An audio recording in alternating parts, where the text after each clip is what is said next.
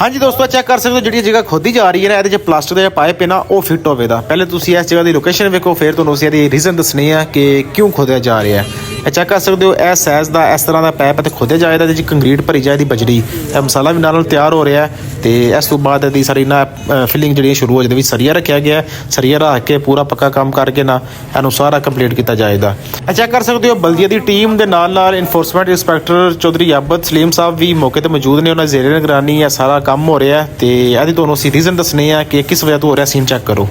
ਇਹ ਰੇੜੀਆਂ ਜਿਹੜੀਆਂ ਨੇ ਨਾ, ਇਹ ਰੇੜੀਆਂ ਦੀ ਵਜ੍ਹਾ ਤੋਂ ਸਾਰਾ ਕੰਮ ਹੋ ਰਿਹਾ ਹੈ। ਬਲਦੀਆ ਦੀ ਟੀਮ ਚੈੱਕ ਕਰੋ, ਮਗਰ ਲੱਗੇ ਨੇ ਰੇੜੀਆਂ ਦੇ, ਤੇ ਰੇੜੀਆਂ ਫਿਰ ਵੜ ਜਾਂਦੀਆਂ ਨੇ ਬਾਜ਼ਾਰਾਂ 'ਚ, ਛੋਟੀਆਂ ਗਲੀਆਂ 'ਚ, ਤੇ ਉੱਥੇ ਜਾ ਕੇ ਫਿਰ ਇਹਨੂੰ ਜੁਰਮਾਨੇ ਕੀਤੇ ਜਾ ਰਹੇ ਨੇ।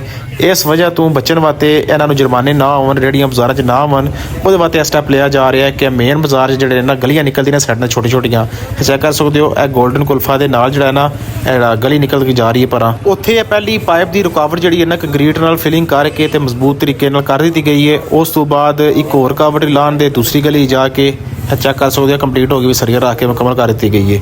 उस बाद चेक करो उस गली की दूसरी साइड पर भी रुकावट लाई जा रही है, जगह खोदी जा रही है, तो कंक्रीट नाल फिलिंग किया जा रहा है। दूसरा पिलर भी चेक कर सकते हो, यह भी कंप्लीट हो चुका है। तो रेहड़ियां बाजार च रोकने वास्ते बल्दिया का इस स्टैप के बारे तुसीं की राय रखते हो, कमेंटा च अपनी राय का इजहार जरूर करो। टिकटॉक पेज नाल बड़ी 70 फॉलो जरूर करो। मिलते हैं अगली वीडियो। अल्लाह हाफिज़।